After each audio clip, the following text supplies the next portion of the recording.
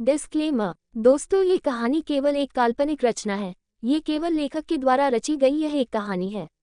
इसका वास्तविक जीवन से कोई भी संबंध नहीं है। कृपया आप कहानियों को केवल मनोरंजन की दृष्टि से ही सुने, और साथ ही अगर आप इस चैनल नॉवल स्टोरी 2.6 पर पहली बार आए हैं तो चैनल को सब्सक्राइब और वीडियो को भर भर लाइक करना ना भूलें। धन्यवाद।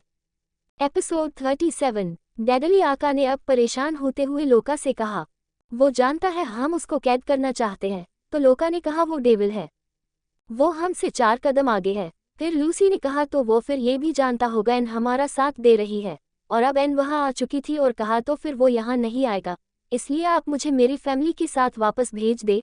तब लोका बोली, नहीं एन, तुम अभी उसे नहीं जानती, वो आएगा, वो जरूर आएगा, वो किसी के लिए ना सही तुम्हारे लिए जरूर आएगा। अब एन बोली, ये जानते हुए भी वो यहाँ कैद हो जाएगा। तब लोका ने कहा, हाँ, क्योंकि तुम उसके लिए बहुत कीमती हो। तब एन बोली, क्यों? और लोका ने उसको समझाया, क्योंकि तुम उसका एंटीडोट हो। और अब एन ने हैरान होते हुए कहा, लोका, तुम भी इस बात पर यकीन कर रही हो ये सब झूठ है? मैं किसी का एंटीडोट नहीं, मैं एक आम सी लड़की हूँ, बस मेरा ब्लड ग्रुप रेयर है, उसमें कोई कुछ भी समझेगा। तब लोका को उससे बहस करना जरूरी नहीं समझा, क्योंकि वो खुद चाहती थी वो डेविल को उसके कैद करने तक झूठा ही समझे, ये उनके लिए अच्छा था। और अब जेफ और रोमी और उसके दूसरे आदमी मीटिंग रूम में बैठे थे। तब जेफ ने कहा, एन उनसे मिल चुकी है, और डेविल अब तुम्हारा रिस्क लेना सुसाइड करने जैसा है। ऊपर से वो मम, बेला और केटी, मास्टर और रिचर्ड उन सब लोगों को ले गई जो हमारे लिए इम्पोर्टेंट थे। तब डैनियल ने कहा, उनको वो इसलिए लेकर गए हैं क्योंकि मैंने उनको ले जाने दिया है। अब सबको शौक लगा और जेफ और रोमी बोले, वॉट? अब रोमी ने कहा, डी, आप जानते थे लोका उनको ले जाने वाली है? हाँ। तब दूसरे आदमी ने कहा, तो फिर आपने उनको ले जाने क्यों दिया? क्योंकि वहाँ इनकी फैमिली है और मैं चाहता हूँ रेशा, मम और मास्टर उनको सब सच बता दे। रोमी बोला, लेकिन उनको उन्होंने कुछ नुकसान पहुंचा दिया तो? तब डेविल ने कहा, जब तक मैं जिंदा हूँ वो किसी कुछ नहीं कर सकते, और उनकी प्रोटेक्शन के लिए वहाँ मेरे आदमी मौजूद है। बस बेला और केटी अपनी तरफ से कोई एक्शन नहीं लेना है। जिनको वो अपने आदमी समझकर भरोसा कर रहे हैं उनको मैं खरीद चुका हूँ, वो उनके जरिए हमारे लोगों को नुकसान नहीं पहुंचा सकते, और फिर वो जो कुछ भी करेंगे मेरे कैद करने के बाद करेंगे, इसलिए मुझे कैद होना पड़ेगा। तब जेफ ने कहा, लेकिन क्यों डेविल, तुम तो उनको मार सकते हो।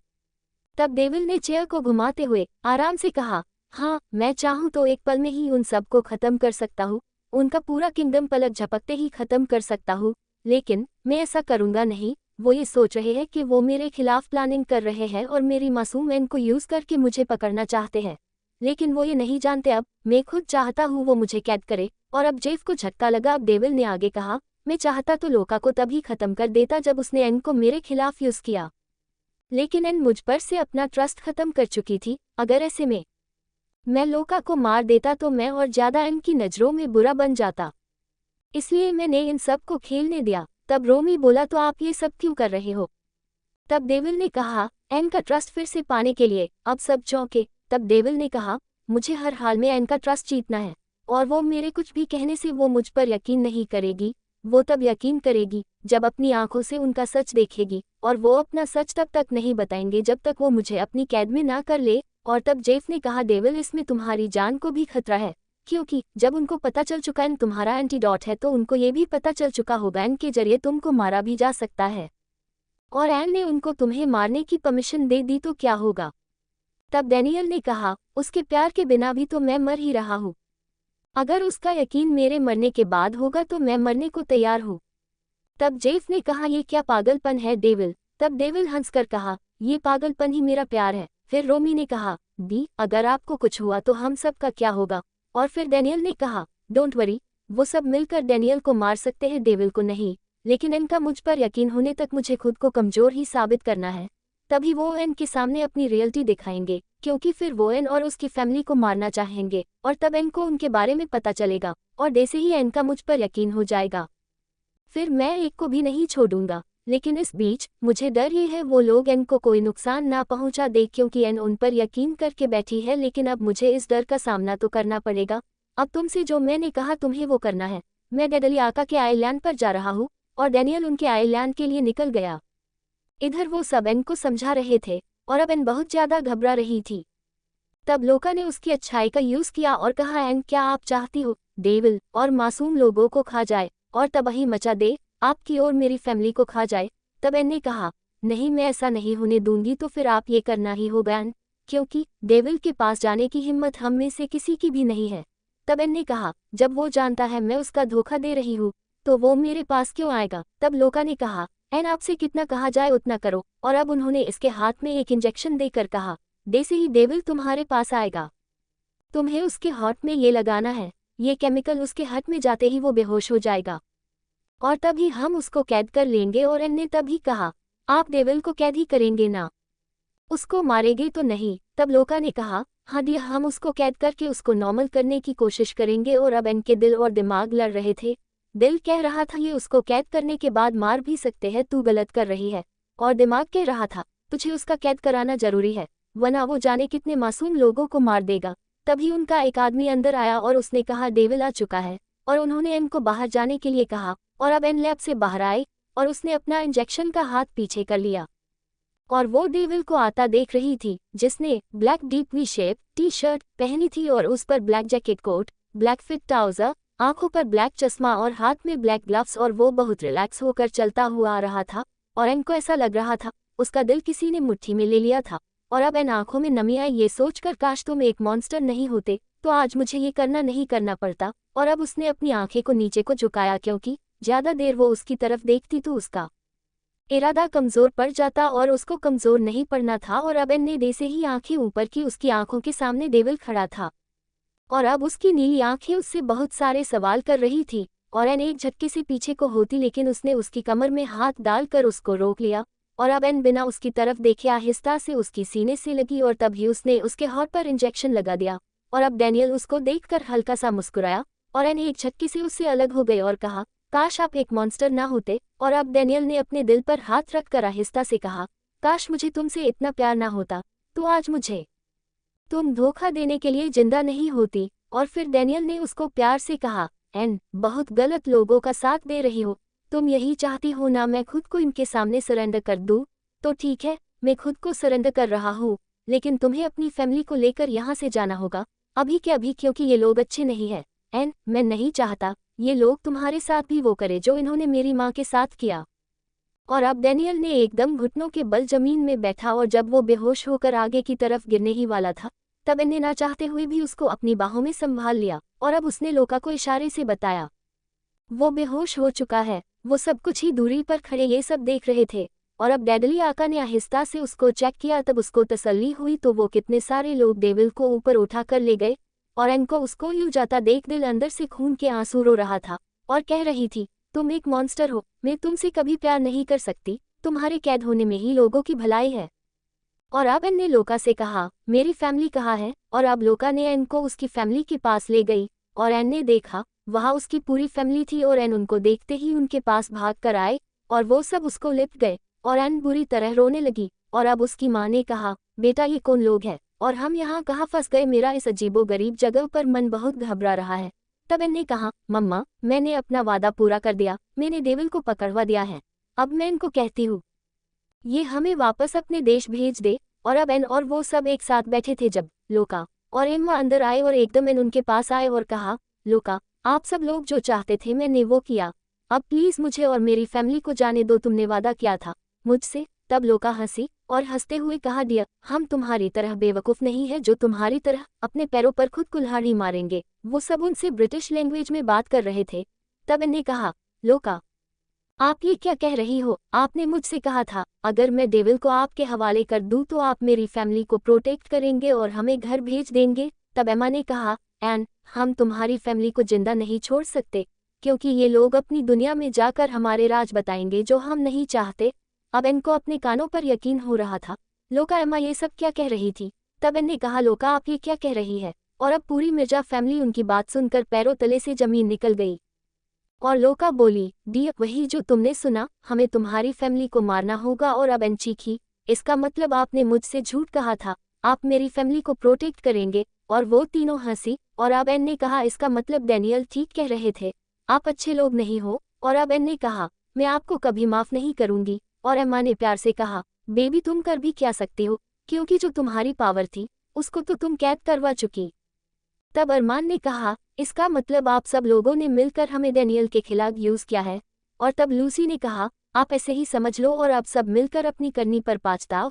और फिर अंदर रेशा, बेला, किटी, मास्टर और रिचर्ड को लाया गया और अब एन रेशा को देखकर रोने लगी और कहा, मम देखो ना, इन्होंने मुझसे झूठ बोलकर डेविल का कैद करवा लिया और अब मेरी फैमिली को मारने की बात कर रहे हैं। तब रेशा ने कहा, एन ये क्या किया आपने? डैनियल को ट्रस्ट नहीं किया। तब जिप्सी मास्टर बोले और अब सबका ध्यान उनकी तरफ गया और एक पल को उनका हुलिया देखकर सब डर गए और उन्होंने एन को देखते हुए कहा, मैंने कहा था डैनियल से, मार दो इस लड़की को, ये लड़की तुम्हारी मौत की वजह बनेगी। लेकिन वो नहीं माना क्योंकि वो बहुत प्यार करने लगा था अपनी मौत से। और फिर बेला ने कहा, एन कितना प्यार डेविल ने तुमसे किया है, अगर उसका 1% भी वो हमसे कर लेता तो हम पूरी जिंदगी उसके कदमों में गुजार देते। लेकिन डेविल ने प्यार भी किया तो तुम जैसी धोखेबाज लड़की से। और अब एन सबके मुंह को देख रही थी और एकदम बोली, आप सब क्या कह रहे हैं, मुझ कुछ समझ नहीं आ रहा। अब रेशा ने और हर किसी ने डैनियल के हर सच को उसको बताया। मास्टर ने अपनी हर भविष्यवाणी बताए और रिचर्ड ने अपनी और डैनियल की सारी बातें। फिर रेशा ने कहा, एंड डैनियल ने जो कुछ भी कहा था वो सब सच था। इन लोगों ने ही उसके माँ बाप को मारा था और इनको खत्म करने के लिए ही वो डैनियल से डेविल बना। और अब एन ने घबराते हुए कहा, नहीं ये सच नहीं है मम, ऐसा नहीं हो सकता, ये सब झूठ है। तब एम्मा ने कहा, जो सब पीछे से सुन चुकी थी, और कहा, ये सब सच कह रही है, यकीन कर लो। और अब उमर मिर्जा ने एम्मा से कहा, मतलब आपने हमें झूठी कहानी सुनाई थी? और एम्मा विशकी पीती हुई बोली, ऑफ कोर्स, वरना तुम सब लोग यहाँ कैसे आते और ये लड़की वो काम क्यों करती जो हम में से कोई नहीं कर सका। और अब एक एक कर सारे दुश्मन अंदर आने लगे और अब एन जमीन पर गिरने ही वाली थी जब उसकी माँ ने आकर संभाला और कहा, आप लोगों ने ये अच्छा नहीं किया। और अब एन अपनी माँ से लिपटकर रोने लगी और अपने बाल दोनों मुट्ठी में भींच रखे थे और बुरी तरह से दहाड़े मार मार कर रो रही थी, मम्मा मैंने ये क्या किया, ये क्या किया मैंने? इन लोगों पर भरोसा किया, उस पर नहीं किया जिससे मैंने प्यार किया था। डैनियल ने कितना समझाया था मुझे और मैं उनको कितना बुरा भला कहती रही। इसको दरिंदा बोला, जानवर कहा, वो मासूम लोगों को खाता है। तब रेशा ने कहा, वो मॉन्स्टर बनकर बुरे इंसानों को मारता था, लेकिन इन देसी से ही लोगों को मारने के लिए वो मॉन्स्टर बना। मासूम लोगों को उसने कभी नहीं मारा, लेकिन ये लोग मासूमों को मारते हैं और इसी वजह से हनी इनको डायोक्सिन नहीं देना चाहती थी। और फिर एम्मा बोली, वो डायोक्सिन हमें फिर से मिलने वाला है। अब सब ने उनकी तरफ देखा और तब एम्मा ने कहा, ये लड़की हमारे लिए इतनी काम की होगी, हमें पता नहीं था। ये लड़की हमें डेविल को मारने का साथ देगी और इसका बच्चा डायोक्सिन देगा। अब रेशा बोली, कहना क्या चाहती हो? तब डेडली आका ने कहा, हमें अभी पता चला है, ये लड़की प्रेग्नेंट है। और अब इनको अपना बच्चा याद आया और पेट पर हाथ रखते हुए कहा, मेरा बच्चा नॉर्मल होगा। तब डेडली बोला, नॉर्मल तब होगा जब हम इसको होने देंगे। और अब सब ने उसकी तरफ देखा और अब एम्मा ने कहा, जिस साल के लिए मेरा पूरा खानदान खत्म हो गया, मेरा हस्बैंड और एक बेटा मारा गया, लेकिन इस लड़की की वजह से हम वो फिर से मिल जाएगा। तब एन पथराई हुई आवाज में बोली, मतलब क्या है आपका? अब एन को उनकी बातों से खौफ आ रहा था। तब डेडली ने कहा, लड़की, हमारे साइंटिस्ट ने हमें अभी ये गुड न्यूज़ दी है कि ये इस मॉन्स्टर का बच्चा है और ये बच्चा हमें डायोक्सिन दे सकता है। अगर हम इसके जिस्म को आकार मिलने से पहले हम इस लड़की के जिस्म से इस बच्चे को बाहर निकालकर इस मॉन्स्टर के फीटल से डायोक्सिन डीएनए हासिल कर सकते हैं। लेकिन जैसे ही इस बच्चे ने बॉडी शेप ले ली, फिर हम कुछ नहीं कर सकते फिर ये, क्योंकि शरीर लेने के बाद ये तुम्हारा नॉर्मल बच्चा बन जाएगा। लेकिन अभी बस ये डेविल के डायोक्सिन डीएनए का पार्ट है और हमारे साइंटिस्ट ने कहा है, अगर इस बच्चे पर रिसर्च की जाए तो वो साथ मिल सकता है, और नहीं भी मिला तो कोई बात नहीं, कोशिश तो करनी चाहिए। अब इन उनके इरादे जानकर कांप गई और फिर एकदम बेला चीखी, वो डेविल का बच्चा है, अगर तुमने कुछ भी उसको किया तो डेविल तुम्हें नहीं छोड़ेगा। और अब लोका बोली, अब वो खुद बचेगा तो हमें मरेगा, ये देखो तुम तीनों का हस्बैंड। और अब लोका ने पूरी दीवार पर एक स्क्रीन चालू की और अब एन की चीख निकल गई ये देखकर। डेविल को एक शीशे के बॉक्स में लेटाया हुआ था और उस बॉक्स के अंदर नीली गैस उड़ रही थी और उसकी पूरी बॉडी में मशीन के ने जकड़ा हुआ था। और ये नज़ारा देखकर पूरी मिर्जा फैमिली सर पकड़ रोने लगी और एन घुटनों के बल जमीन पर गिर पड़ी और अपने बालों को मुट्ठी में जकड़कर चीखें मारने लगी। तब लोका बोली, एन बहुत दुख हो रहा है, तुम्हारी बेवकूफ़ी से आप सब मारे जाएंगे, यहाँ तक कि तुम्हारा बच्चा भी। तब एन ने कहा, लोका, वो लोग दुश्मन हैं, वो इसलिए ये सब कर रहे हैं, लेकिन तुम ऐसा क्यों कर रही हो? तब लोका ने कहा, मुझे नफरत है उस डेविल से। लोका ने स्क्रीन की तरफ इशारा किया। तब एन बोली, लेकिन क्यों? क्योंकि मुझे अपना बच्चा और उसका किंगडम चाहिए था, लेकिन इसने दोनों मुझसे छीन लिए। तब एन हैरत से लोका को देखा और अब लोका उन सब की तरफ देखते हुए उसने अपने इरादे और सारा सच बताया, कैसे उसने डेविल के अकेलेपन का फायदा उठाया और अब एन को सदमा लगा। और अब लोका बोली, और उस पर ये डेविल जैसी मामूली लड़की को हमारे ऊपर रखना चाहता था। केटी और बेला की तरह मैं तुम्हारे सामने झुकना नहीं चाहती थी, इसलिए ये सब किया। तब एन ने कहा, लोका डैनियल बच्चा इसलिए मारा होगा क्योंकि उनका बच्चा मेरे सिवा कोई और नॉर्मल पैदा नहीं कर सकता। डैनियल कोई और मॉन्स्टर वो दुनिया में लाना नहीं चाहते थे, और तुम्हें क्या लगता है ये लोग तुम्हें वो सब देंगे जो ये चाहते हैं? और अब सारे सच एन के सामने आ चुके थे और उसके पास सिवाय रोने के और कुछ नहीं बचा था। तब डैडली आका ने कहा, ले चलो इस लड़की को अपने साथ, क्योंकि अगर इसके बच्चे से हमें साल्ट मिल जाता है तो फिर हम इस लड़की के जरिए ही डेविल को मार देंगे, क्योंकि उसका किसी भी तरह जिंदा रहने से हमारे लिए खतरा है। और अब डैडली आका एन की तरफा बढ़ा। तभी केटी आए और उसने डैडली आका पर वार करते हुए कहा, खबरदार जो किसी ने एन को हाथ भी लगाया तो। और उसने अपनी किक से डैडली के होठ पर खून निकाल दिया था। उसकी ये दिलेरी सब देखते रह गए। तुम मेरे जीते जी एन को नहीं ले जा सकते। और तभी डैडली आका ने गुस्से में गन निकाली और केटी को शूट कर दिया। और अब सब एकदम चीखे और सब उसके पास आए और एन ने केटी से कहा, ये किया आपने?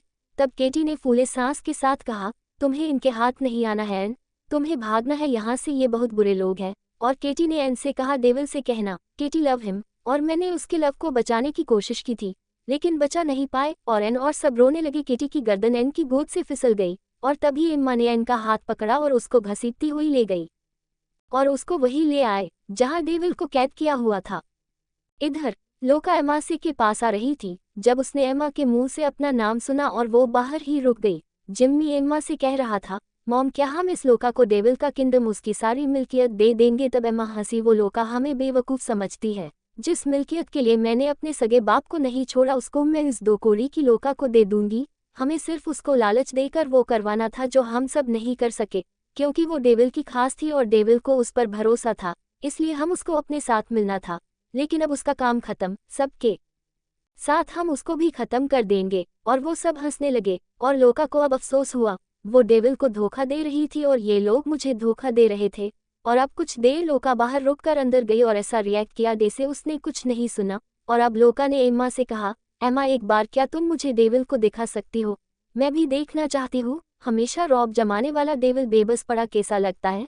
और तब एम्मा ने कहा, क्यों नहीं दिया, और वो उसको वहां लेकर आ गए। और अब लोका ने देखा लूसी और 2 आदमी एन को घसीटी हुई ला रहे थे और अब लोका को एन के रोने पर तरस आ रहा था। और जब एन ने देखा डैनियल को एक गोल शीशे के ताबूत में लेटा रखा था और एन ने अपना हाथ झटके से छुड़ाया और उस ताबूत के पास गई और उसको बजा बजा कर कहने लगी, डैनियल उठो ना, देखो ये मुझसे मेरा बच्चा छीन रहे हैं, ये मेरी फैमिली को मारना चाहते हैं। और वो रो रो कर शीशे को बजा रही थी, उठ जाओ डैनी, हमें जरूरत है आपकी, उठ जाओ, ये हमारा बच्चा मार देंगे, प्लीज उठ जाओ। और एन शीशे के ताबूत पर सर रख कर रोने लगी। तभी डैडली आका की आवाज आए और हंसते हुए कहा, बेबी बहुत हो गया रोना, चलो अब हम तुम्हारे पेट से बच्चा निकलना है। तब एन सदमे से बोली, मैं तुम्हें अपना बच्चा नहीं दूंगी। तब डैडली कमिंगी से बोला, बेबी ये डेविल का बच्चा हमें दे दो, फिर हम तुम्हें अपना बच्चा देंगे, अपनी रानी बनाकर रखेंगे। और अब डेविल का गुस्से से बुरा हाल था क्योंकि उसकी बॉडी कैद थी लेकिन दिमाग चल रहा था और वो एन की बातें सुन रहा था और उसको सुकून मिल चुका था, एन के सामने सच आ चुका था और अब उसको इस मशीन के डीएक्टिवेट करना था। इसलिए डेविल ने मुंह खोला और एक ब्लेड मुंह से निकाला और मशीन डीएक्टिवेट होना स्टार्ट हो गई। लेकिन उससे पहले अब एन खड़ी हुई और चीखते हुए बोली, मैं तुम्हें खुद को छूने भी नहीं दूंगी, मुझे छूने का हक मैंने सिर्फ डैनियल को दिया है, तुम लोग मेरे जीते जी खुद को हाथ भी नहीं लगाने नहीं दूंगी और ना तुम्हें अपना बच्चा दूंगी। और अब एन ने अपने पीछे से एक लंबा कांच का टुकड़ा निकाला और लोका एकदम चीखी, नो, विस्मयादिबोधक चिन्ह, विस्मयादिबोधक चिन्ह। और एन ने पूरा कांच का टुकड़ा अपने पेट के आर पार कर लिया और तभी धमाके से कांच का ताबूत चुरा चुरा हो गया। एपिसोड 38। एन ने वो कांच का टुकड़ा अपने जिस्म के आर पार कर लिया था। ठीक उसी टाइम लोका ने बहुत फुर्ती से दोनों हाथ मशीन पर रख दिए और उस मशीन ने लोका को पल भर में जलाकर राख कर दिया और पलक झपकते ही डेविल ने कांच का ताबूत तोड़ दिया और अब वो बाहर निकला। उसके जिस्म पर सिर्फ ब्लैक ट्राउजर थी, ऊपर की बॉडी पर कोई कपड़े नहीं थे और डैनियल का पूरा जिस्म लाल पड़ चुका था। और अब डैनियल ने बिना किसी की तरफ देखे वो एन की तरफ लपका क्योंकि अब उसके लिए हर किसी से ज्यादा इम्पोर्टेंट एन थी। और उसने जल्दी से एन को गोद में लिया और एक झटके से उसके पेट से कांच निकाला कर दूर फेंका और अपना हाथ अपने नाखून से चीरा और एन के जख्म पर रख दिया और एकदम एन का जख्म का खून रुक चुका था, लेकिन उसको होश नहीं आया। और अब डैनियल ने उसके गाल को फिर से थपकते हुए कहा, एन आंखें खोलो एन। लेकिन एन बिल्कुल खामोश थी। अब डैनियल ने उसके हाथ की नब्ज को चेक किया, वो बंद थी और डैनियल के हाथ से उसका हाथ फिसल चुका था। और तब डैनियल ने सदमे से कहा, एन। और लेकिन एन का वजूद बेजान हो चुका था। तब उसके कान में एमा की आवाज आई, भागो, वो लड़की मर चुकी है और डेविल अब वो किसी को नहीं छोड़ेगा। और फिर इतना सुनते ही डेविल ने मॉन्स्टर की आंखों से उन दोनों को देखा और डेडली आका और जिमी तो एन को अपने खत्म करते टाइम ही भाग गए थे और अब एमा और लूसी भी भागने वाली थी जब डैनियल ने एक हाथ से उसको वापस अपने जगह खींचा और एमा ने देखा वो धीरे धीरे मॉन्स्टर रूप ले रहा था और अब वो दहाड़ा और एमा ने एक जोरदार चीख मारी और तभी डेविल उसकी मुंह में हाथ डाला और उसके जिस्म को फाड़ दिया और उसको टुकड़ों टुकड़ों में तोड़ दिया और अब वो बाहर आया। तब जेफ ने डेविल को देखकर कहा, रोमी अब हमें डेविल के आने तक इनको संभालना था और अब डेविल आ चुका है, अब वो इनको नहीं छोड़ेगा। और अब डेविल ने एक शेर की तरह दहाड़ लगाई और वो पूरी तरह मॉन्स्टर का भयानक रूप ले चुका था। वो अब इंसानी रूप से बिल्कुल बाहर आ चुका था क्योंकि जिसके लिए वो इंसान बना हुआ था वो उसको छोड़ गई थी और अब वो तबाही ला रहा था। वो पागल हो चुका था और सब इधर उधर भाग रहे थे। उसने डेडली आका के सारे मशीनी गार्ड को खिलौने की तरह तोड़ फोड़ दिया और जब गोरिल्लों ने अटैक उसने बहुत ही फुर्ती से उन सब का खेल खत्म कर दिया। वो मॉन्स्टर उनके पेट में हाथ डालता और बीच में से फाड़ देता। इधर जेफ अपनी और एन की फैमिली के पास गया और तब मिर्जा फैमिली एन को पूछा तो उसने कहा, उसको मैं खुद ढूंढ रहा हूँ क्योंकि डेविल पूरी तरह मॉन्स्टर बन चुका है। अब उसका जिस्म एक ही उस मॉन्स्टर का है। और जिप्सी मास्टर सर पकड़ कर बैठ गए। जिसका डर था वही हुआ, वो अब इंसानी यूनिट त्याग चुका है, अब वो मॉन्स्टर ही बनकर रह जाएगा। तभी रिचर्ड बोला, वो फिर से इंसानी रूप में आ सकता है अगर एन उसके सामने आ जाएं। और तब अरमान ने कहा, हूर है कहा। तब जेफ ने कहा, पता नहीं, हमें उसको ढूंढना होगा। और अब मिर्जा फैमिली बाहर आना चाहती थी लेकिन जेफ ने रोक दिया, आप बाहर मत जाओ क्योंकि आप वो रूप नहीं देख सकते जिसके अंदर हौसला उसको देखने का वही देख सकता है। और अब सब ने औरतों से कहा, तुम सब हूर को ढूंढो। और वो सब बाहर आए और जब उन्होंने देखा तो उनकी आंखें दहशत से फटने को थी। जो इंसान की तरह पैरों पर चल रहा था लेकिन वो बहुत ऊंचा और बड़ा एक डायनासोर लग रहा था जिसमें कई जानवरों की झलक दिख रही थी। वहां कोई औरत नहीं थी, बस मर्द ही बाहर आए थे और अब दहशत ने उनको जुबान तालू से चिपक गई थी उस खतरनाक विशाल मॉन्स्टर को देखकर। उनको यकीन नहीं आ रहा था ये साइंस इतना खतरनाक भी हो सकता है। और अब सबको डायऑक्सिन आर्सेनल की ताकत अंदाजा हुआ क्यों इतने लोग इसके लिए मारे गए, क्योंकि एक साल्ट ने एक आम से इंसान को इतना खतरनाक और ताकतवर बना दिया था।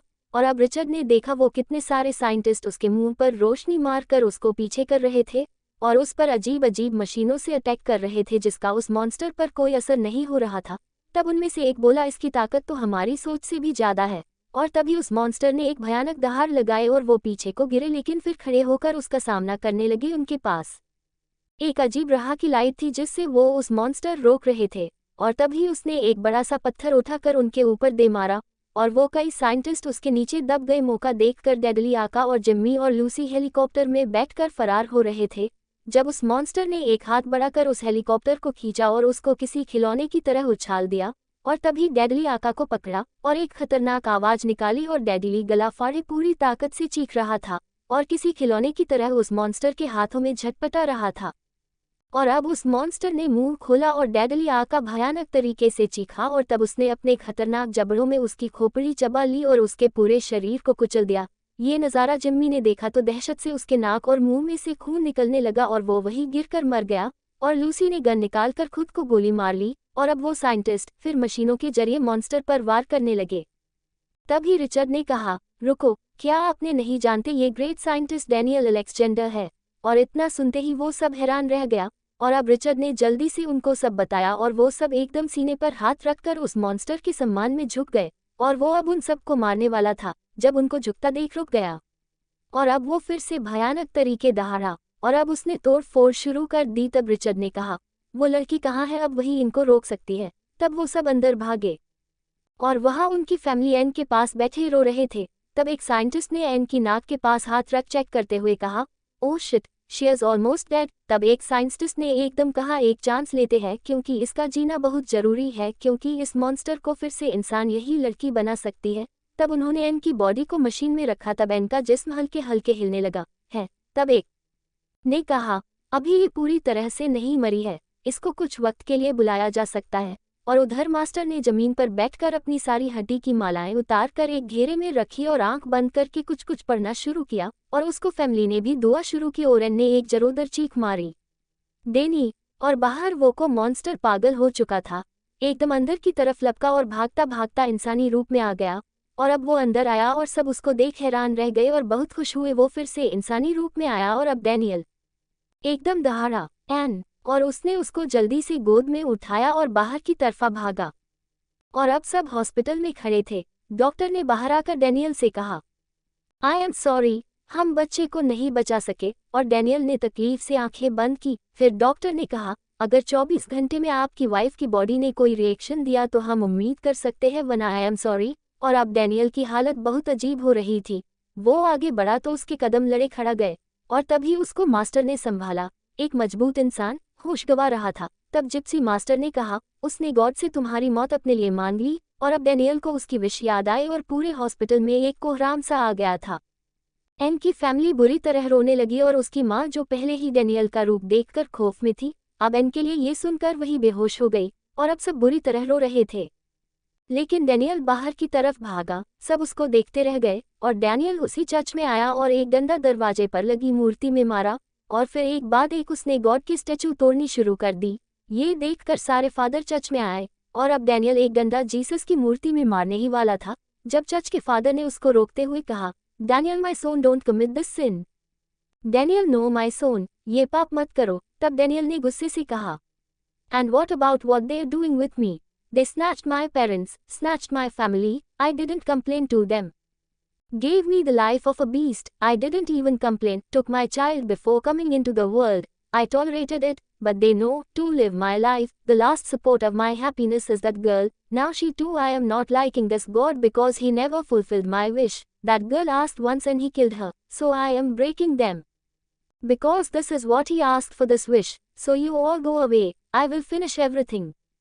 और ये जो मेरे साथ कर रहे हैं, उसका क्या? इन्होंने मेरे माँ बाप को छीन लिया, मेरी फैमिली छीन ली, मैंने इनसे कंप्लेंट नहीं की।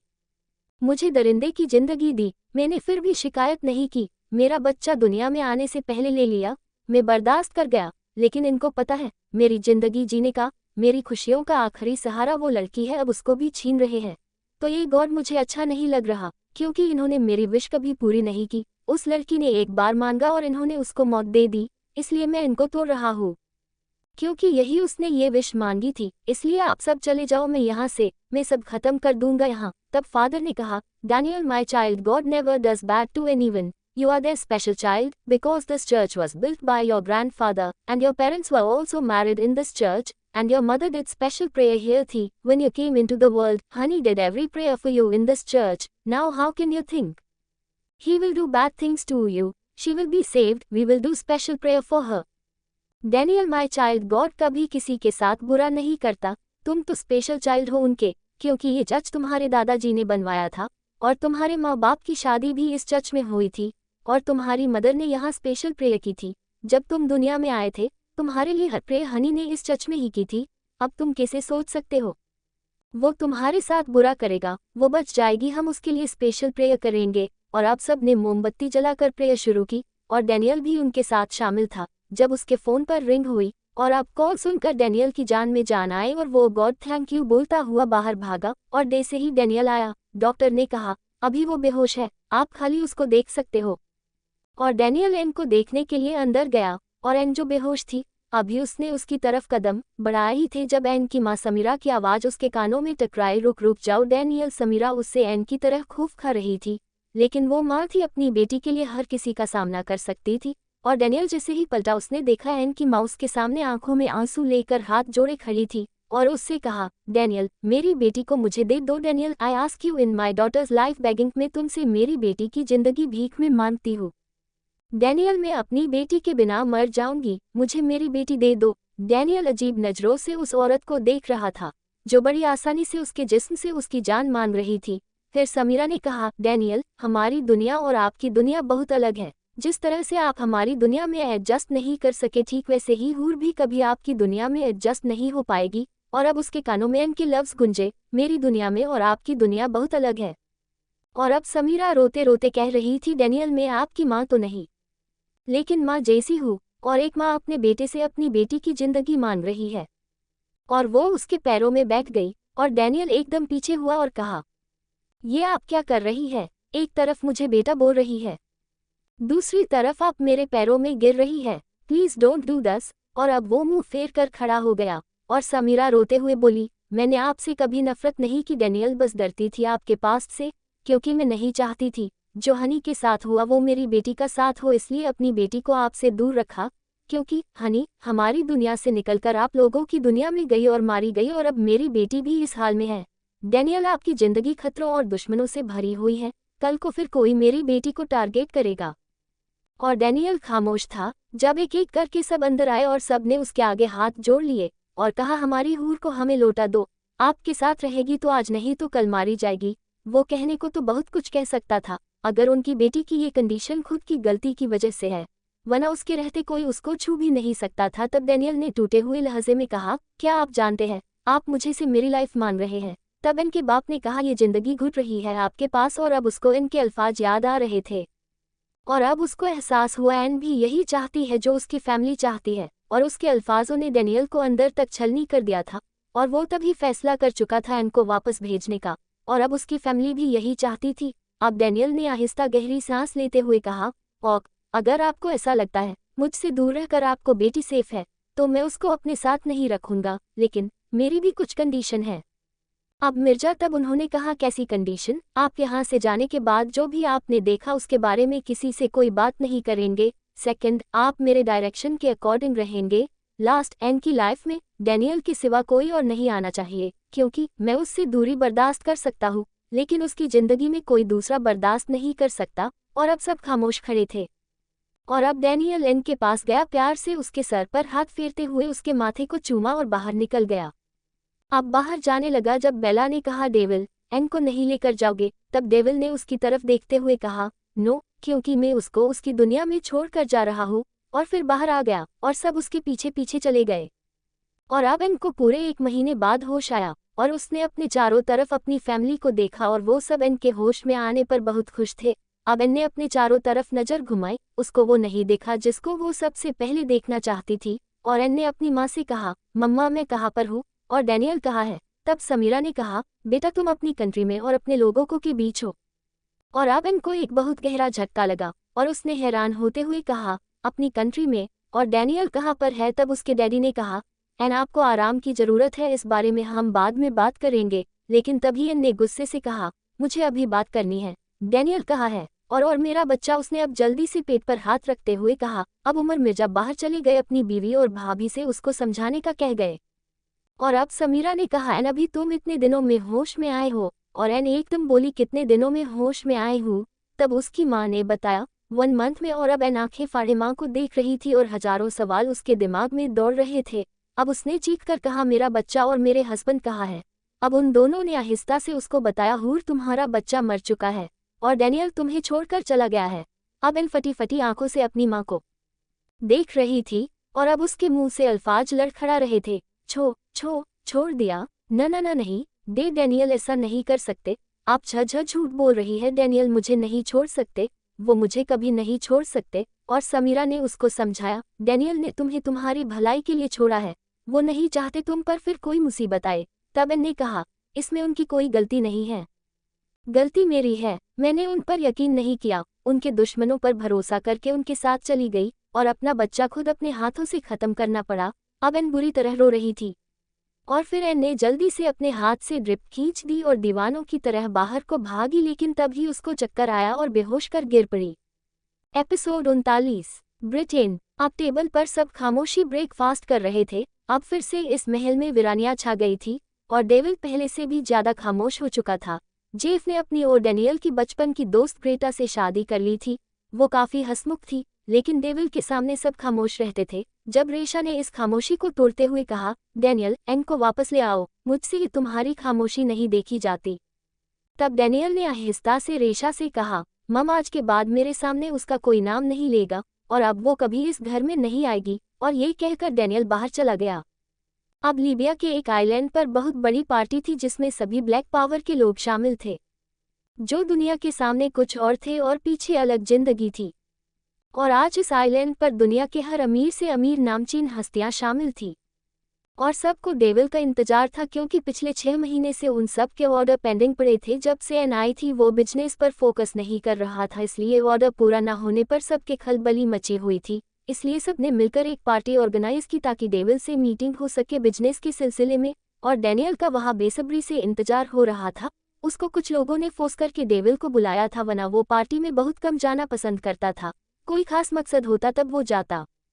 और आज की पार्टी की होस्ट लीबिया की राजकुमारी जेनाविव थी।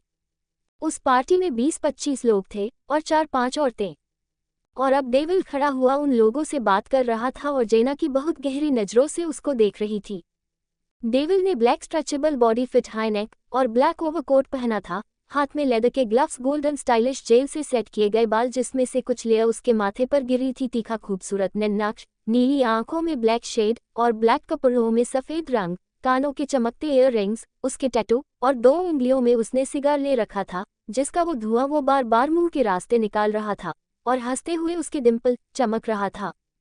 जेना चारों तरफ से बेखबर होकर उसको एकटूक देखे जा रही थी। जब पास खड़े उसके पा ने उसकी नज़रों को भांपते हुए कहा, प्रिंसेस, इनके बारे में कोई जानकारी चाहिए आपको? तब जेना अपनी लैंग्वेज में अपने पास से कहा, पहली बार जेना को किसी मर्द ने अट्रैक्ट किया है, जानकारी तो लेनी पड़ेगी। तब उसके पा ने कहा, इनका नाम डैनियल अलेक्जेंडर है। खौफ से और जुर्म की काली दुनिया में इनको डेविल नाम से बुलाते हैं। ये बहुत बड़ी हस्ती है, यहाँ सब इनसे मीटिंग करने के लिए ही आए हैं। सुना है 3 शादियां कर चुके हैं, लेकिन बीवी एक का भी पता नहीं। अब जेना चौंकी, 3 बीवियां इन्होंने छोड़ दिया या खुद छोड़ गई? तब उसने कहा, ये पता नहीं, क्योंकि इस बारे में कभी किसी से बात नहीं की इन्होंने। तब जेना ने कहा, इनसे हमारा अपॉइंटमेंट फिक्स करो। तब पीए ने अजीब तरह से मुस्कुरा कर कहा, दिन में या रात में? तब जेना ने कहा, रात को। और फिर जेना एक अदा से चलती हुई डैनियल के पास आई, जहां वो उसके फादर और दूसरे लोगों के साथ खड़ा बात कर रहा था। तब जेना ने अपने फादर से अपनी भाषा में कहा, क्या आप हमारा ने इनसे इंट्रो नहीं कराएंगे? तब उसके फादर ने मुस्कुरा कर डेविल से कहा, डेविल मीट माई डॉटर जेनाविव। और जेना ने उसकी तरफ हाथ बढ़ाया और डेविल ने एक नज़र उस पर डाली। जेना काफ़ी खूबसूरत थी, उसकी हाइट डैनियल से कुछ ही छोटी थी, ब्लैक हेयर, पतला नैन नक्श, काली गहरी आंखें। जेना ने व्हाइट 1 पीस ड्रेस पहनी थी जो उसकी आधी ब्रेस्ट से भी नीचे था, बाकी सब ऊपर खाली, और अलग से उसने कोहनियों तक ग्लव स्लीव पहनी थी और सर पर गोल हैट। और वो बहुत गहरी नज़रों से डैनियल को देख रही थी, लेकिन डैनियल को उसमें कोई इंटरेस्ट नहीं था। उसके सब इमोशन सिर्फ उसकी एन के लिए थे। डैनियल उससे हाथ मिलाकर आगे बढ़ गया और जेना को उसकी ये बात बहुत चुभी कि किसी ने उसको पहली बार इग्नोर कर दिया है, वरना उसने अब तक सभी मर्दों को उसकी खूबसूरती के सामने पानी भरते देखा है, उसके आगे पीछे मंडराते देखा है। ये पहला मर्द था जिसकी तरफ खुद जेना ने हाथ बढ़ाया था और वो उससे हाथ मिलाकर ऐसे आगे बढ़ गया जैसे उसमें उसको कुछ खास नहीं लगा और ये जेना की ईगो को हट कर गया। अब उसने खुद से कहा, अब तो तुम्हें झुकना ही पड़ेगा डेविल, क्योंकि जेना को पहली बार कोई पसंद आया है और उसने ही मुझे इग्नोर किया है। तुम जानते नहीं, मैं एक प्रिंसेस हूँ, मेरा नाम जेनाविव लूथनिया है। जो चीज़ मेरे हिसाब से नहीं चलती उसको कदमों में ले आती हूँ। लेकिन वो ये नहीं जानती थी उसके सामने कौन था जो आज तक झुका नहीं, झुकता आया है। अगर वो किसी के लिए झुका है तो वो उसकी अन है, वरना वो आज तक किसी के आगे नहीं झुका, बल्कि अपने सामने सर उठाने वाले की गर्दन धड़ से अलग कर देता था। अंडस्को शिमला एंको को डे से ही होश आया, उसने फिर से वही सवाल किया, डैनियल कहाँ है? और अब रो रो कर कहने लगी, मुझे मेरे डेनी के पास जाना है। आप क्यों लेकर आए मुझे यहाँ? अब समीरा ने उससे थोड़ा झूठ बोला ताकि उसको कुछ तसल्ली हो जाए। हूर, हमने मना किया था उससे, वो तुम्हें ना छोड़े, लेकिन उसने कहा अगर वो तुम्हें अपने साथ रखेगा तो तुम उसके लिए परेशानी बन जाओगी, और वो एक डेंजरस लाइफ गुजरता है तुम्हें अपने साथ रखकर। वो अपनी जिंदगी को और मुश्किल में नहीं डाल चाहता। अब एन ने कहा, मैं अब कोई गलती नहीं करूंगी, वो जैसा कहेंगे वैसा ही करूंगी, लेकिन प्लीज मम्मा आप मुझे वापस भेज दे। अब वो रो रही थी। अब उसकी माँ ने उसको समझाते हुए उस सर अपनी गोद में रखा, लेकिन उसको कहीं सुकून नहीं मिल रहा था। वो बार बार डैनियल के पास जाने की जिद कर रही थी। तब डॉक्टर ने उसके नींद का इंजेक्शन दिया और वो सो गई। अब इनकी माँ बोली, हूर कैसे समझाऊं, वो तो कुछ सुनना ही नहीं चाहती, बस एक ही रट लगा कर रखी है, उसको डैनियल के पास जाना है। तब उमर मिर्जा ने कहा, हमने कोई गलती तो नहीं कर दी, हूर को वापस ला कर, और अगर हमने हूर को वापस भेजने को कहा तो क्या कहेंगे डैनियल से कि अपनी बेटी हमसे रोकी नहीं गई। अंडस्को लीबिया जेना ने अपने रूम में बैठी थी जब उसके पाने आकर बताया, मेरी डेविल के मैनेजर से बात हुई है। डेविल के मैनेजर ने कहा है उनके पास अभी टाइम नहीं है किसी से मीटिंग करने का, उनका पूरा शेड्यूल बिजी है। और अब जेना का गुस्सा 7वें आसमान पर हो गया। ये डेविल समझता क्या है खुद को, जेना से मीटिंग करने के लिए भी उसके पास टाइम नहीं है। डैनियल उसको भाव नहीं दे रहा था और जेना की ईगो लगातार हर्ट हो रही थी। तब उसके मैनेजर ने उसको आइडिया दिया, आप अपने बब्बास फादर इन फारसी से बात करें, वो डेविल उनकी बहुत इज्जत करता है। तब वो अपने पिता के पास गई और उनसे कहा, बब्बस आप डेविल को यहाँ मिलने बुलाए ना। तब अल्मास लुथनिया ने कहा, लेकिन आप डेविल से क्यों मिलना चाहती है? तब उसने कहा, बब्बास मैं उसको पसंद करने लगी हूँ। तब उसके बाप अल्मास ने कहा, शुक्र है हमारी बेटी को कोई पसंद तो आया। लेकिन फिर सोचकर कहा, वो तो शादीशुदा है। तब जेना ने कहा, लेकिन उसकी एक बीवी मर चुकी है और दूसरी को वो डाइवोर्स दे चुका और तीसरी उसको छोड़कर चली गई है। अब उसके बाप ने कहा, तुम उसके बारे में इतना कैसे जानती हो? तब जेना ने कहा, मैं उसके मैनेजर से सारी इन्फॉर्मेशन ले चुकी हूँ। तब अल्मास ने कहा, अगर उसने तुम्हें भी छोड़ दिया तो? तब जेना ने कहा, वो मैं जानूं बब्बास, आप बस उसको डिनर पर बुलाए। तब उन्होंने कहा, ठीक है मैं उससे बात करता हूँ। तब जेना ने कहा, बात नहीं बब्बास, बुलाए। और उन्होंने मुस्कुरा कर कहा, ठीक है मैं पूरा जोर दूंगा, वैसे वो मेरी काफ़ी इज्जत करता है, मुझे मना नहीं करेगा। तब जेना बोली, वो मना भी कैसे कर सकता है, आप किंग हैं लीबिया के। तब अल्मास ने आहिस्ता से खुद से कहा, आप उसको नहीं जानती जेना, वो कौन सी दुनिया का किंग है, उसके आगे तो मुझे भी दबना पड़ रहा है, अपनी इज्जत बचानी भारी हो रही है। अच्छा है अगर तुम डेविल को अपने कब्जे में कर लो, मेरी बहुत बड़ी मुश्किल हल हो जाएगी। तब जेना ने अपने बाप के आगे ताली बजाते हुए कहा, कहाँ खो गए बब्बास? तब उसने मुस्कुरा कर कहा, कहीं नहीं, हम डेविल को जरूर बुलाएंगे। और अब अल्मास ने बहुत कह सुनकर उसको अपने यहाँ डिनर के लिए बुला लिया। डेविल ने ब्लैक शर्ट जिसके सामने बटन खुले हुए थे, जिसमें उसका खूबसूरत चेस्ट चमक रही थी, उस पर ब्लैक लेदर कोट और हाथ में ग्लव्स थे, आंखों पर ब्लैक चश्मा और हर बार की तरह गोल्डन बाल जेल से सेट थे और कुछ बाल उसके माथे पर गिरे हुए थे, जिससे उसका लुक और किलर लग रहा था। और जेना उसको बेखुद से देख रही थी जब उसके मैनेजर ने उसको कंधा पकड़कर हिलाया और अब वो शर्मिंदा हुई क्योंकि डेविल अब उसके फादर से बात कर रहा था। अब डेविल अल्मास के फोर्स करने पर हल्का फुल्का खाया क्योंकि उन्होंने काफी बड़ा इंतजाम किया था उसके लिए। अब कुछ देर डेविल ने बात की और अब उसने जाने के लिए कहा। जब उसके फादर उसको कुछ देर रुकना का कहकर बाहर निकल गए, डेविल यहाँ आने से पहले जान चुका था इस किंग ने उसको अपनी बेटी के लिए यहाँ बुलाया था। जिस तरह से जेना उसको देख रही थी वो सब जान चुका था, लेकिन खामोश था। अब डेविल सोफा चेयर पर टांग रख बैठा था। जब जेना उसके पास एक अदा से चलकर आए और उसके चेयर के चारों तरफ घूमते हुए डेविल को एटीट्यूड दिखाते हुए कहा, डेविल आपको ये जानकर बहुत खुशी महसूस होगी कि लीबिया की शहजादी का दिल आप पर आ गया और आप मेरे जिंदगी के पहले मर्द हो जिसको जेना ने पसंद किया है। वो अब कुछ आगे को चलती हुई बोली, मेरे पास आपके लिए 2 ऑफर है। पहला, आप मुझसे शादी कर लो और मैं आपको इस देश का किंग बना दूंगी। अब डेविल ने अपने जेब से सिगार निकाल कर सिगार जलाए और धुआं उड़ता हुआ उसके बात को सुनकर हल्के से मुस्कुरा रहा था, क्योंकि वो लड़की उसको बेवकूफ़ लग रही थी, क्योंकि अभी वो जानती नहीं थी वो किससे बात कर रही है। लेकिन अब डेविल उसकी बातों को इंटरेस्ट लेकर सुन रहा था। फिर जेना ने कहा, अगर आप मुझसे शादी नहीं कर सकते तो मुझे अपनी कीमत बताओ, मैं आपको खरीदना चाहती हूँ। और तीसरा ऑफर ये है, अगर आप मेरे ये दोनों ऑफर ठुकराते हो तो मेरे सिपाही आपको यहाँ से जिंदा नहीं जाने देंगे, क्योंकि जेना को जो चीज़ पसंद आ जाती है फिर वो चाहे ना चाहे उसको जेना का होना ही पड़ता है। और अब जेना उसकी कुर्सी के चारों तरफ घूमते हुए बोली, वैसे आप इतने बेवकूफ़ नहीं हैं जो इतने अच्छे ऑफर ठुकराओगे, क्योंकि आपकी पहुंच से ऊपर एक प्रिंसेस आपको अपना रही है, तो आपके लिए ये एक ऑनर की बात होगी। ये कहते हुए जेना ने डेविल के गाल पर उंगली फेरने के लिए हाथ आगे बढ़ाया। जब डेविल ने उसका हाथ पकड़कर उसको इस तरह घुमाया वो सीधा डेविल के पैरों में गिर गई और उसकी चिन डेविल के जूते पर रखी हुई थी। और अब जेना उसको फटी फटी आंखों से देख रही थी, जिसने एक पल में ही उसको अपनी जूते की नोक पर रख दिया था। और उसने ये इतनी फुर्ती से किया, जेना को सोचने समझने की ताकत भी नहीं रही थी। और अब डेविल ने अपना चश्मा उतार कर उसकी तरफ हल्का सा झुककर उसकी आंखों में देखा और वो उसकी नीली आंखों को देखकर खौफ में आ गई। और अब डेविल ने उसके मुंह को भींचकर उसके मुंह पर मुस्कुरा कर सिगार का धुआं उड़ाया और फिर एकदम गुर्राते हुए उसकी ही भाषा में कहा, लगता है तुमने डेविल के बारे में पूरी जानकारी नहीं ली है, तभी इतनी बकवास कर रही हो। और अब आपको ये जानकर बहुत दुख होगा, डेविल को आपके दोनों ऑफर मंजूर नहीं, क्योंकि डेविल को खरीदने की तुम्हारी औकात नहीं, क्योंकि डेविल तुम्हारी औकात से बाहर है। पहले अपने बाप से कहना डेविल का कर्जा उतार दे, उसके बाद तुम डेविल से बात करना। और डेविल नोटों से नहीं प्यार से बिकता है, जिसको पहले ही कोई और खरीद चुकी है।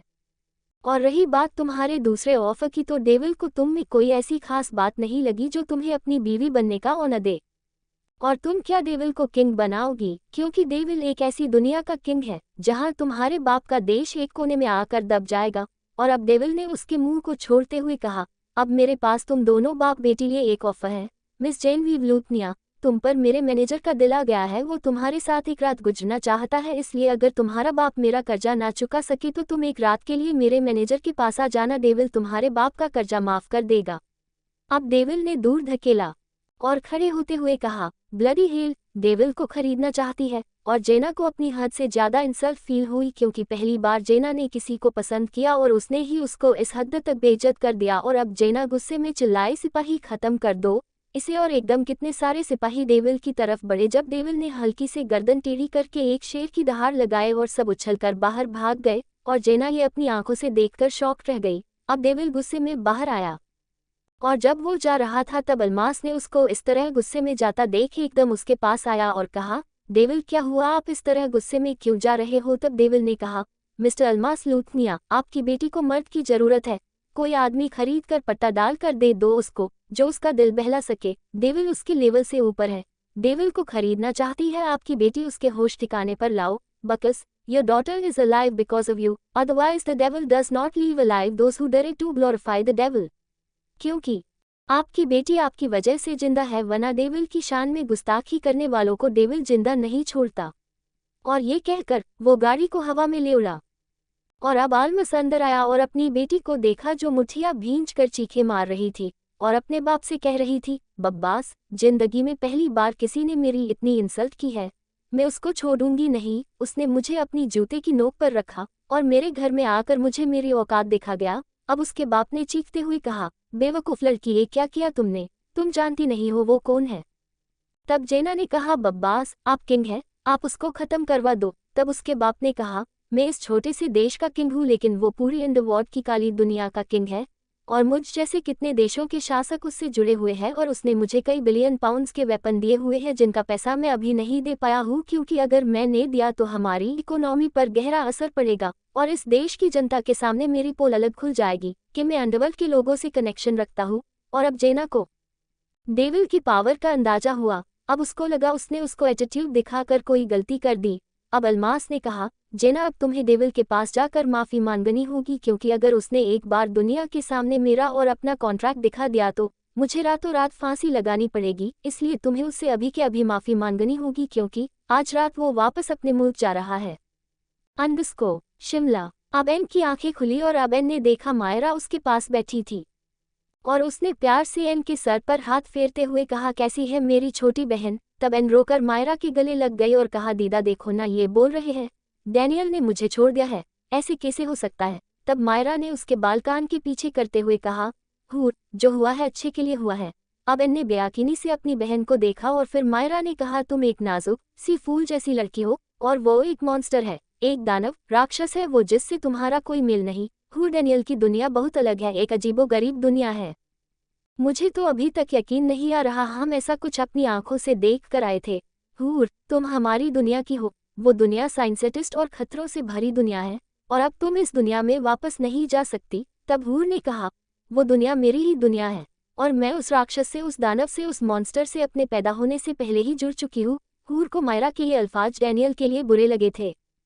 वो जिसके लिए चाहे जो भी हो, लेकिन मेरे लिए वो मेरे डैनियल है, क्योंकि उन्होंने मेरे लिए वो किया है जो आज तक किसी ने किसी के लिए नहीं किया है। और मैं बेवकूफ़ उनके प्यार को नहीं समझ सकी। कितना समझाया था मुझे उन्होंने, कितने मिन्नतें की थी मेरी। अब उसने मायरा की तरफ देखते हुए कहा, वो मॉन्स्टर कभी किसी के सामने ने नहीं झुका, लेकिन मेरे लिए रोया है। उसने मुझसे रोकर कहा था, मैं उसको छोड़कर नहीं जाऊं, और मैं बेवकूफ़ लड़की उनके आंसुओं की जरा भी कदर ना कर सकी, उनकी कोई बात भी नहीं रखी। अब हूर ने अपना माथे पर रोते हुए हाथ मारा और बुरी तरह बिलख रही थी और सब हैरत से हूर की बात सुन रहे थे, क्योंकि डैनियल को लेकर ये बड़ा खुलासा था कि वो हूर से कितना प्यार करता है।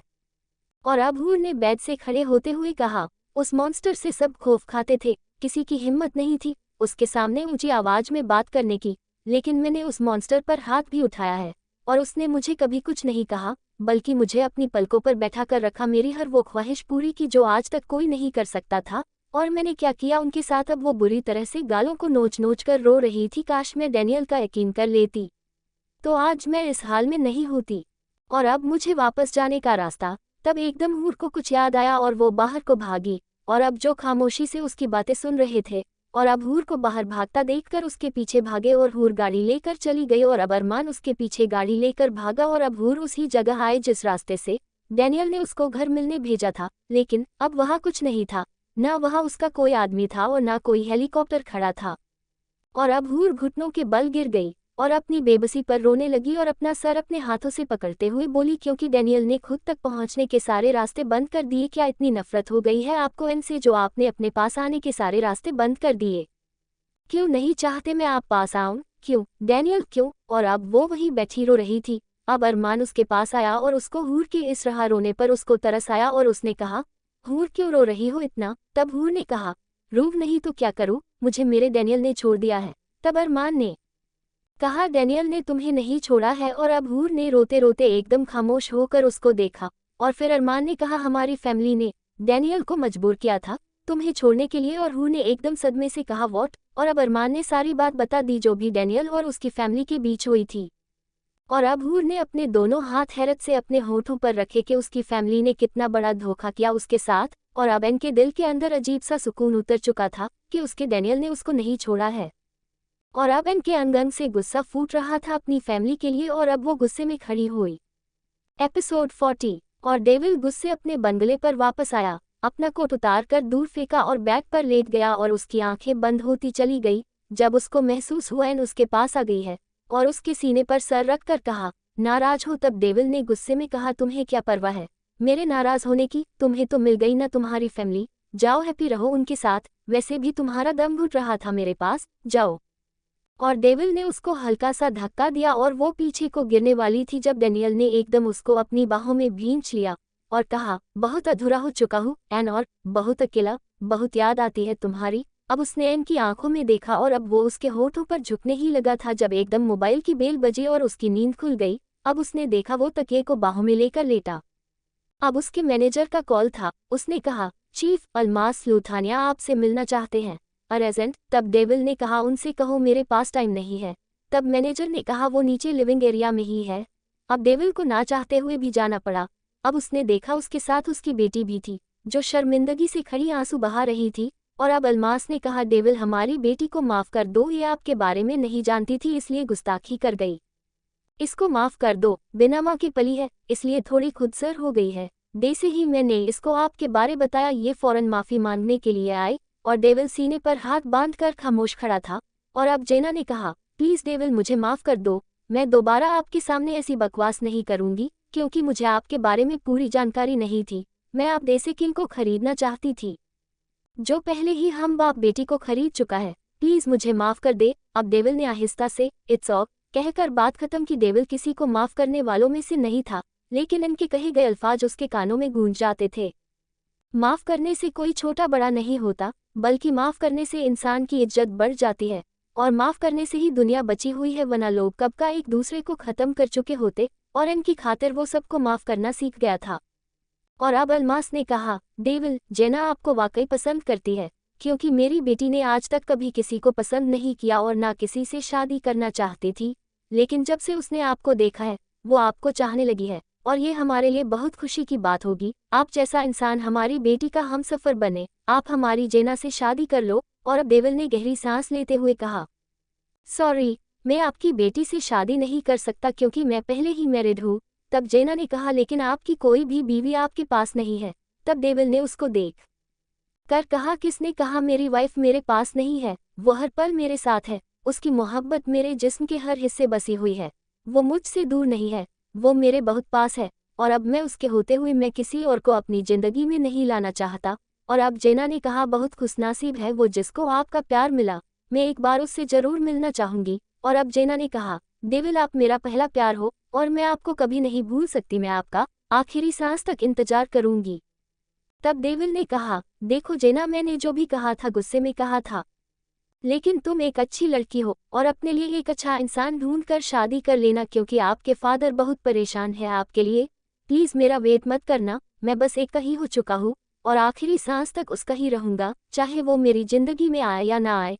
इसलिए प्लीज़ आप मुझे इस गिल्ट में मत रखो कि कोई लड़की मेरी वजह से अपनी लाइफ स्पॉइल करे। आपको मुझसे बेहतर इंसान मिल जाएगा। तब जेना ने कहा, सारी दुनिया देख चुकी हूँ, जेना को आपसे बेहतर कोई लगा ही नहीं। अगर हो सके तो अपनी जिंदगी में इस मोहब्बत में थोड़ी सी मुझे भी जगह दे दे। तब डेविल ने कहा, नहीं जेना, मैं खुद का भी नहीं हूँ, मैं सिर्फ उसका हूँ, और वो मुझे जरा भी नहीं बात सकती। फॉरगॉट मी। और डेविल ये कहकर रूम में चला गया और जेना रोती हुई वापस आ गई। शिमला। अब एन घर आई और सब फैमिली मेंबर लिविंग एरिया में बैठे थे। और अब हूर को देखकर सब एकदम खड़े हुए और उसकी माँ जल्दी से उसके पास आए और कहा गई थी। और अब हूर ने हाथ के इशारे से अपनी माँ को पास आने से रोका और अब वो चीखते हुए कहा, मम्मा क्यों किया ये सब, क्यों बोला मुझसे इतना बड़ा झूठ कि डैनियल ने मुझे छोड़ दिया है, जबकि सच तो ये है आपने उनको मजबूर किया मुझसे दूर जाने के लिए।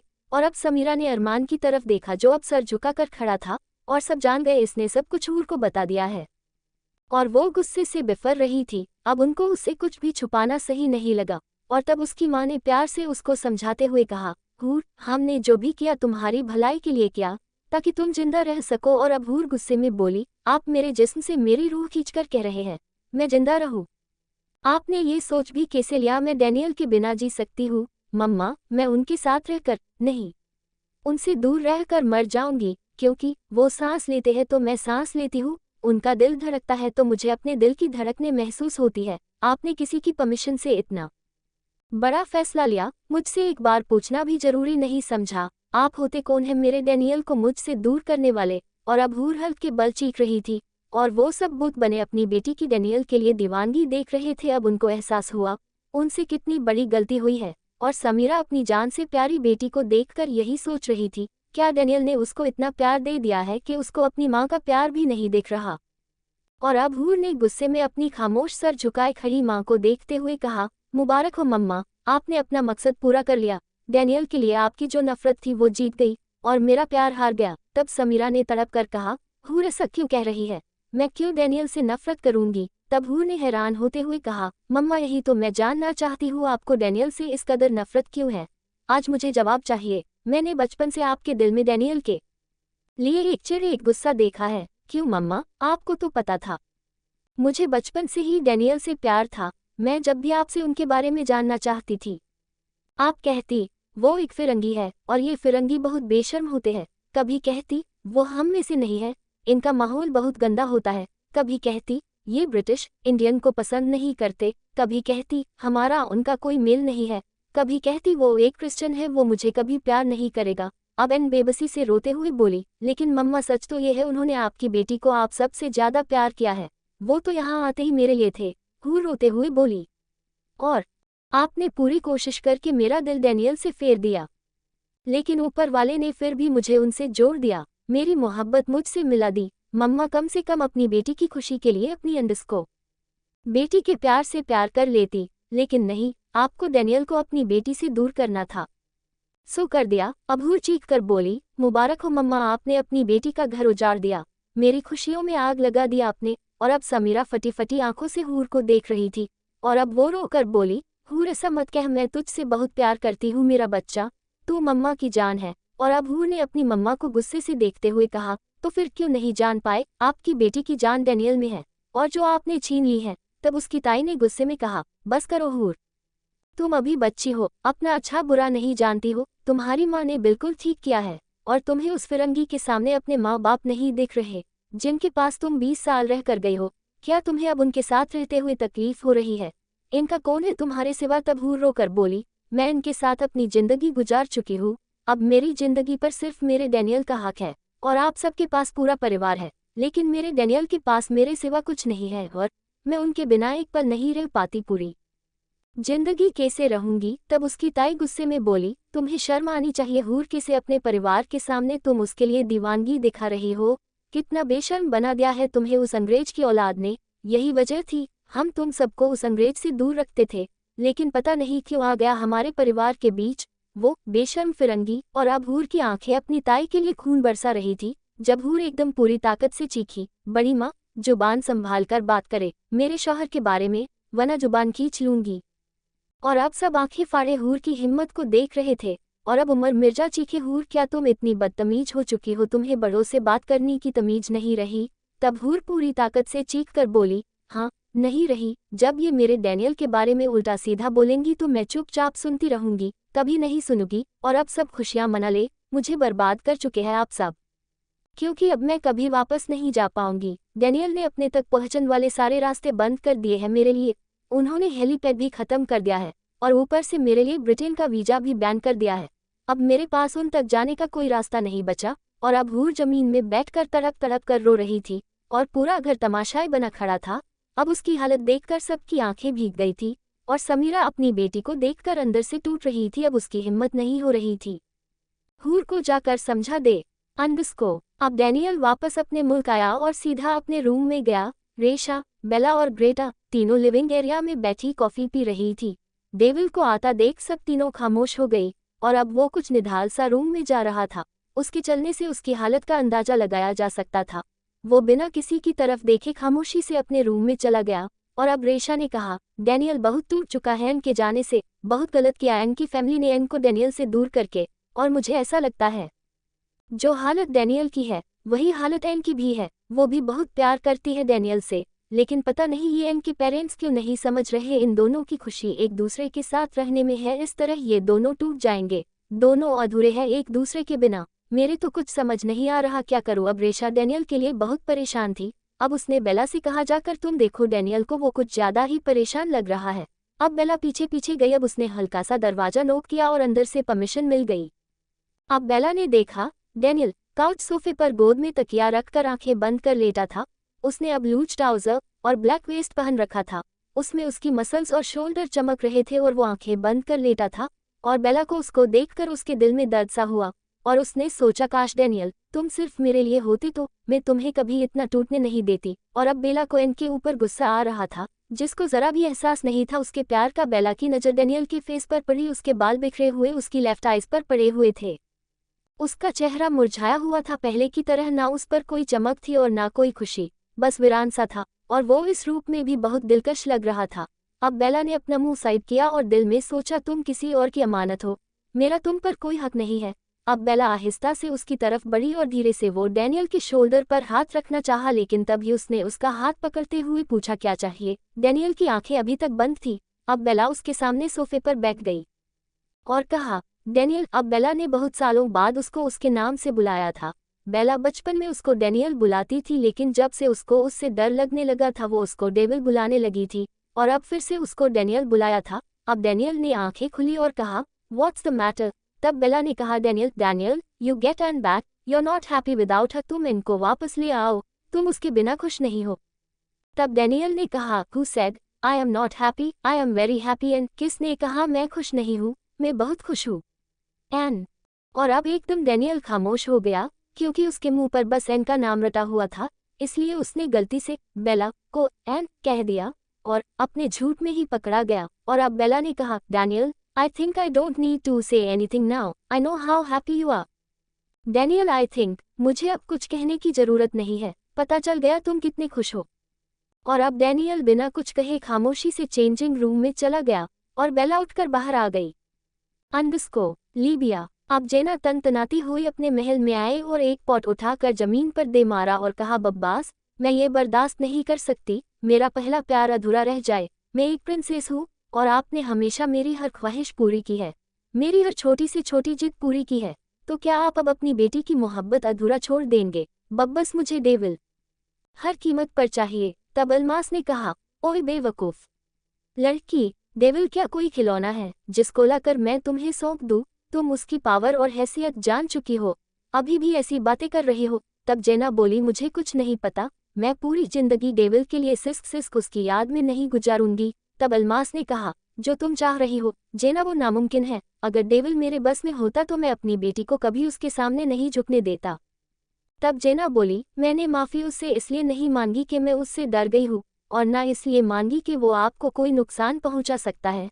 मैंने माफ़ी इसलिए मांगी ताकि डेविल के दिल में मेरे लिए गुस्सा ना रहे और मुझे वो पसंद करने लगे, लेकिन उसने तो दोबारा मुझे ठुकरा दिया और कह रहा है मैं अपने लिए कोई और ढूंढ लूँ। नो डेविल, मैंने तुम्हें ढूंढ लिया है, अब जेना किसी को नहीं ढूंढेगी और तुम्हें ही जेना का होना पड़ेगा। मैं तुम्हें हासिल करने के लिए किसी भी हद तक गुजर जाऊंगी, वो जुनून में बोल रही थी।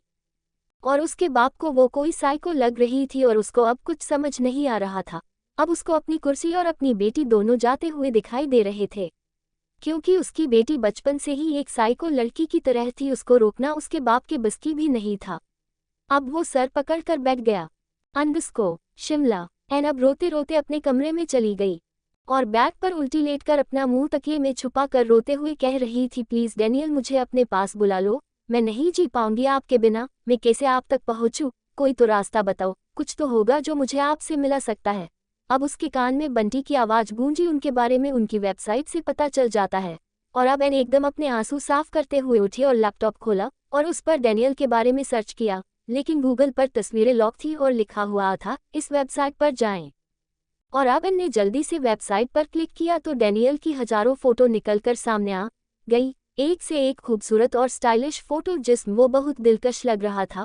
उसके 19 साल से लेकर अब तक की सारी फोटो आ गई। अब एन ने रोते रोते एक तस्वीर पर हाथ फेरा जिसमें उसकी नीली आंखें ज्यादा फोकस हो रही थी, उसके बाल गीले माथे पर बिखरे हुए और वो चेयर पर एक स्टाइल से बैठा हुआ था और वो अपने एक अंगूठे को होठ के साइड किनारे पर रखा हुआ लिए किलर लुक दे रहा था और उसकी हर फोटो पर करोड़ों लाइक और कमेंट थी। और अब एन उसको देखकर उस पर हाथ फेरते हुए रोने लगी कि उसने अपनी बेवकूफ़ी से इतने अनमोल इंसान को खो दिया है। और अब एन ने रोते रोते उसके फोटो को चूम लिया और कहा, क्यों छोड़ दिया मुझे इन लोगों के कहने पर? एक बार मेरे होश में आने का भी वेट नहीं किया आपने, एक बार मुझसे मेरी मर्जी भी नहीं पूछी। और एन की आंखों से आंसू बहने लगे। अब उसने वाइफ वाले ऑप्शन पर क्लिक किया, लेकिन उसकी वाइफ की लिस्ट में बस बेला और केटी की फोटो आ रही थी और एन के दिल में एक दर्द की लहर उठी। क्या मैं कहीं भी नहीं हूँ डैनियल? और उस वेबसाइट पर भी एन को उस तक जाने का रास्ता नहीं मिला। और अब उसने लैपटॉप बंद कर दिया और टेबल पर अपने हाथ रखकर मुंह छुपा कर रोने लगी। Devil island. डैनियल अब खामोशी से रूम में आया। वो इस रूम में तब आता था जब एन उससे दूर थी और अब फिर एन उससे दूर हो गई थी, तो फिर वो इस रूम में आया और लाइट ऑन कर की और अब चारों तरफ देखा जहाँ सिर्फ एन की तस्वीरें थी। और उस बड़े से रूम के अंदर फ्लो के बीचों बीच एक बेडनुमा शीशा बना हुआ था और अब डैनियल उस शीशे के ऊपर उल्टा लेट गया और एक स्विच ऑन कर दिया और अब उस पूरे शीशे के बेड पर एन की तस्वीर आ गई। एन बेड पर लेटी मुस्कुरा रही थी और वो तस्वीर साइज में डैनियल के बराबर थी। अब डैनियल उसके ऊपर लेटा हुआ उसके चेहरे को देख रहा था और उसके चेहरे पर हाथ फेरता हुआ आहिस्ता से बोला, क्या तुम्हें मेरी याद नहीं आती? कभी मन नहीं करता मुझे हक करने का, मुझे किस करने का, मुझे छूने का? क्योंकि मेरा तो बहुत करता है एन तुम्हें प्यार करने का, तुम्हारे अंदर उतर जाने का, तुम्हें बेहद प्यार करने का। एन अब मैं किसी को भी अपने पास नहीं आने देता, क्योंकि अब मैं सिर्फ तुम्हारा हूँ, सिर्फ तुम्हारा। वो दीवानगी में उस तस्वीर पर लेटा उससे बात कर रहा था और अब वो जुनून में बोला, कहीं मेरी कमी कोई पूरी तो नहीं कर रहा एन? तब खुद ही मुस्कुरा कर बोला, मैं भी क्या सोचता हूँ, एन चाहे मुझसे प्यार ना करे लेकिन वो मेरा हक किसी और को कभी नहीं देगी। लेकिन फिर क्यों नहीं आए अभी तक एन? मैं तुम्हारे बिना एक एक दिन एक एक पल गिन गिन कर गुजार रहा हूँ और आज तुम्हें मुझसे दूर हुए 2 months 3 days 7 hours 10 minutes 25 second हो चुके हैं। अगर एन उसके लिए रो रही थी तो वो भी एन के प्यार में जल रहा था। दोनों को एक दूसरे से मोहब्बत होते हुए भी एक दूसरे के लिए तड़प रहे थे। और अब डैनियल ने उसके होठों पर हाथ फेरते हुए कहा, तुम आओगी किसे एन? मैंने खुद तक आने के तुम्हारे सारे रास्ते बंद कर दिए हैं और अब एन वो रास्ते तुम्हारे लिए कभी नहीं खुलेंगे। अब वो गुस्से में जलने लगा और कहा, अब मैं नहीं चाहता एन तुम कभी वापस आओ, क्योंकि तुमने मेरे साथ अच्छा नहीं किया। तुमने 2 बार धोखा दिया है मुझे, क्योंकि तुम्हारा दम घुटता है मेरे प्यार में, तुम्हें सांस नहीं आता मेरे घर में, तुम्हें मेरे साथ से बेहतर मौत लगती है। तुम एक ह्यूमन हो और मैं एक मॉन्स्टर। तुम्हारी दुनिया और मेरी दुनिया बहुत अलग है। तुम नहीं रह सकती मेरी दुनिया में, तो अब खुश रहो अपनी दुनिया में, सांस लो खुली हवाओं में। अब मत आना एन, क्योंकि अब तुम आई तो मैं तुम्हें वापस भागा दूंगा, क्योंकि मैं ऐसी लड़की को अपने साथ नहीं रख सकता जो कभी भी मेरा साथ छोड़कर भाग जाती है। अब कभी मत आना मेरे पास, कभी मत आना। और वो आंखें बंद करके लेट गया। उसकी हालत अजीब हो रही थी, वो खुद अपनी हालत से बेखबर था। और अब जेफ और बेला किसी काम से उसके पास आए थे जब उन्होंने डैनियल की ये कंडीशन देखी। और अब जेफ ने बेला से कहा, क्या तुम उसको नहीं संभाल सकती? तुम उसकी अब बीवी ना सही, हम तीनों बचपन के अच्छे दोस्त भी हैं। और अब डेविल को किसी के साथ की बहुत ज्यादा जरूरत है, वो अंदर ही अंदर घुट रहा है। लेकिन किसी से बताएगा नहीं। अब बेला ने कहा, तुम्हें क्या लगता है जेफ मैंने कोशिश नहीं की होगी, लेकिन अब वो मुझे अपने पास भी नहीं आने देता, संभालना तो दूर की बात है। अब बेला ने कहा, डैनियल को अगर कोई संभाल सकती है तो वो सिर्फ एन है। आई थिंक हमें उसकी फैमिली से बात करनी चाहिए, एन से बात करनी चाहिए, उसको समझाना चाहिए कि डैनियल को उसकी कितनी ज़रूरत है। अब जेफ ने कहा, आई थिंक यू राइट बेला, मैं कल ही इनकी फैमिली से बात करता हूँ। तो दोस्तों, आखिर कहानी में आगे क्या होगा, यह जानने के लिए इस स्टोरी को सुनते रहिए सिर्फ और सिर्फ novel_story_2.6 चैनल पर। और अगर कहानी आप सभी को पसंद आए तो वीडियो को लाइक, कमेंट और शेयर जरूर करें। धन्यवाद।